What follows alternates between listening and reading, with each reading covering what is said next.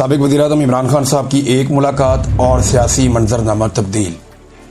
यानी जो लोग माफ़ियों की बातें कर रहे थे, ये कह रहे थे कि इमरान खान साहब चलो माफ़ी मांग लें, चलो अफसोस का इजहार कर लें, चलो इमरान खान साहब इतना ही कह देंगे कौम से शर्मिंदगी है या कोई माफ़ी है। कोई कह रहा था जी अदालत में जाके मांगे, कोई कहता जी पार्लियामेंट में आके कह दें, कोई कह रहा था जी कि किसी और जगह पे कह दें, चलो कौम के सामने स्टेटमेंट दे दें, कोई कह रहा था जी अदालत के सामने कर दें, कोई कहता चलो माफ़ी ना मांगे तो ये कर दें। हर एक की अपनी अपनी ज़ुबान थी और ख्वाहिश जो है वो पाकिस्तान की मिलिट्री एस्टेब्लिशमेंट की है कि उन्होंने इमरान खान को नीचा दिखाना है, उससे माफ़ी मंगवानी। तो इमरान खान साहब ने उल्टा आसिम मुनीर साहब को एक ऑफ़र करवा दी। उन्होंने कहा जी आसिम मुनीर साहब मेरे से माफ़ी मांग लें, मैं माफ़ कर दूंगा। और ये एक बड़ी शानदार ऑफ़र है।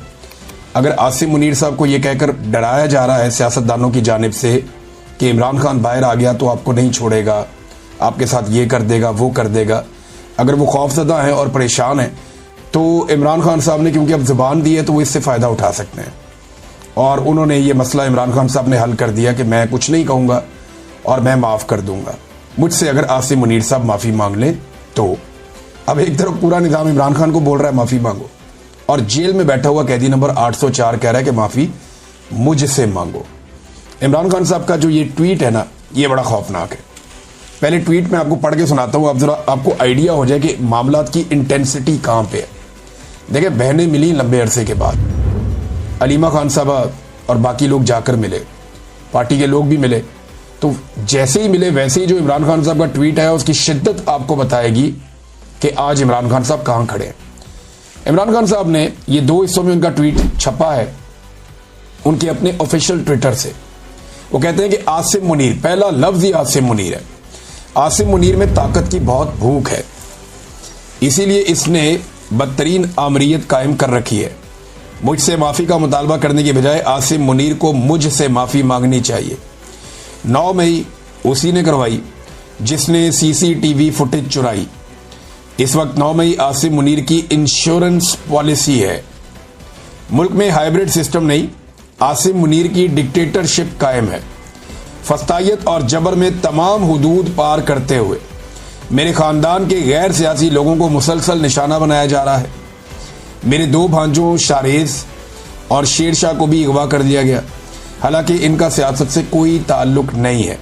मेरा भांजा शारेज जो एक बेहतरीन एथलीट है, उसे भी उठा लिया गया। मुझे मुकम्मल तौर पर कैद तन्हाई में रखा गया है। 3 माह में मेरी महज 3 मुलाकातें करवाई गई हैं। मेरे वकला और अहले खाना तक से मुलाकातें कई माह से रोक दी जाती हैं।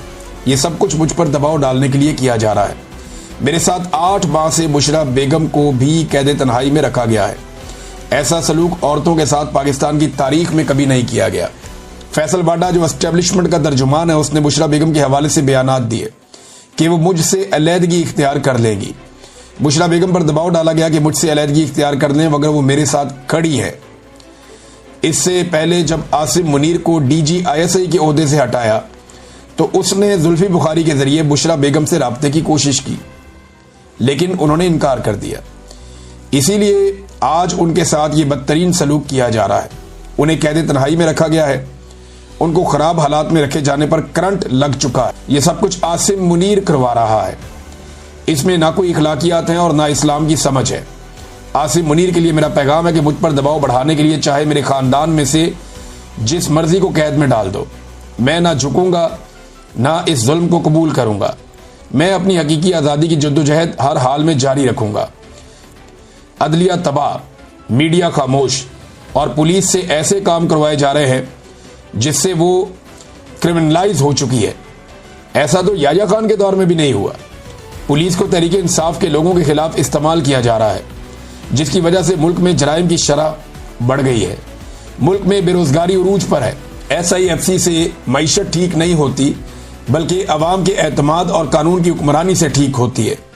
इन चोरों को हम पर मुसल्लत कर दिया गया है जिनकी करप्शन और मनी लॉन्ड्रिंग के सबूत मुझे खुद ISI देती रही है।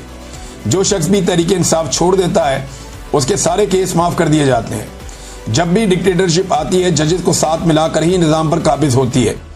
इस वक्त बेज़मीर जजेस की वजह से पाकिस्तान में कानून की हुक्मरानी मुकम्मल ख़त्म हो चुकी है। 26वीं आईनी तरमीम के बाद अदलिया बिल्कुल ही गुलाम बन चुकी है। बेज़मीर जजेस इंसानी हकूक़ की पामाली के खिलाफ एक्शन नहीं ले रहे। अगर हमारे जजेस ज़मीर के साथ काम करते, पाकिस्तान के लोगों को इंसाफ देते, उनको खौफ होता कि यौम महशर अल्लाह को हिसाब देना है, तो ये जो जुल्म जो हो रहा है ये कभी ना होता। इस जुल्म और नाइंसाफी में ये बेज़मीर जज बराबर के मुजरिम है। अब ट्वीट का दूसरा हिस्सा इमरान खान साहब कहते हैं कि अली अमीन गंडापुर को सुप्रीम कोर्ट जाकर मुझसे मुलाकात की इजाज़त मांगनी चाहिए। इससे पहले बजट पर भी मुझसे मुशावरत और मुलाकात नहीं की गई। अली अमीन को आकर मुझे सूबे की गवर्नेंस और अमन व अमान और दीगर अहम उमूर पर ब्रीफिंग देनी चाहिए, जिसके लिए सुप्रीम कोर्ट समेत हर फोरम पर भरपूर कोशिश करनी चाहिए। मैं दोबारा ताकीद करता हूं कि खैबर पख्तूनख्वा हुकूमत वफाक की जानिब से अपने ही शहरियों पर होने वाले मिलिट्री ऑपरेशन और ड्रोन हमलों के खिलाफ भरपूर स्टैंड ले। खैबर पख्तूनख्वा और कबायली इलाकों में हमारे दौर में अमन आ चुका था और हमारे दौर में कोई ड्रोन हमला नहीं हुआ। अब वहां हालात जानबूझकर खराब किए जा रहे हैं ताकि वाहिद अवामी मैंडेट वाली पार्टी को कमजोर किया जा सके। खैबर पख्तूनख्वा और कबायली इलाकों में ऑपरेशन मसले का हल नहीं है। वहां के मसाइल मकामी नुमाइंदों से बातचीत से ही हल होने चाहिए। ड्रोन हमलों और फौजी ऑपरेशन से दहशतगर्दी बढ़ती है। इन ऑपरेशन को ना ही अवाम की हमायत हासिल है, ना ही अवामी नुमाइंदों की और ना ही सियासी जमातों की। तो ऐसा ऑपरेशन कैसे कामयाब हो सकता है?